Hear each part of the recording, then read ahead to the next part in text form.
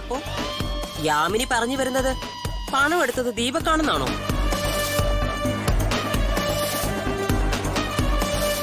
രാജു പണം മോഷ്ടിച്ചത് എന്തിനാണെന്നും ആ പണം ഏത് വഴിക്കാണ് പോയതെന്നും ഞാൻ പറയട്ടെ.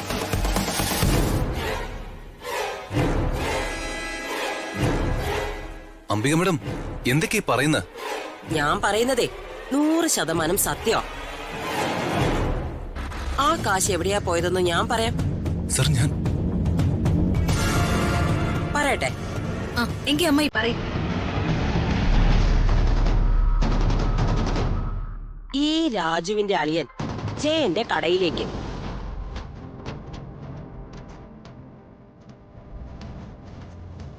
ജയന്റെ കടയിലെ ഒരു ഫയർ ആക്സിഡന്റ് ഉണ്ടായിരുന്നു.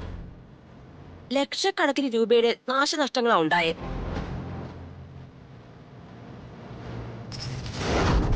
ആ പണം നൽകി ജയനെ രക്ഷിച്ചതേ രാജുവിന്റെ വീട്ടുകാരാ.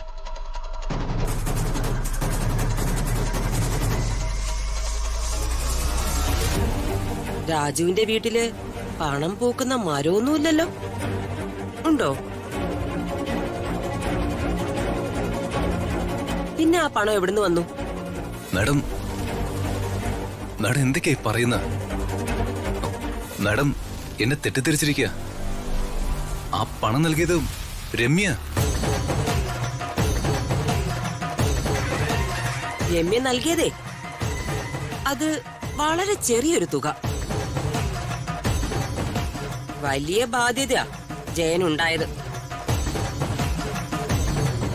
ആ ബാധ്യത മുഴുവൻ തീർത്തതേ ഈ നിൽക്കുന്ന രാജുവാ.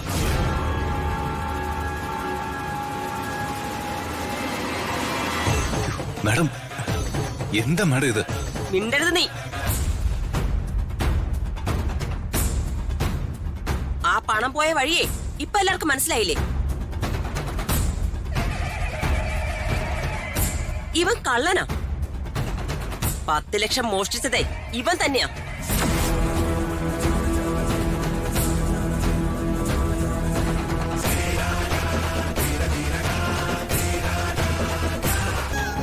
കള്ളൻ. രാജു കള്ളനല്ല.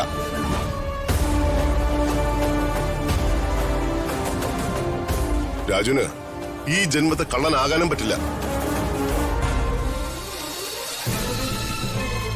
ഇനി അഥവാ രാജു പണം എടുത്താലും എനിക്കതിൽ യാതൊരു കുഴപ്പമില്ല.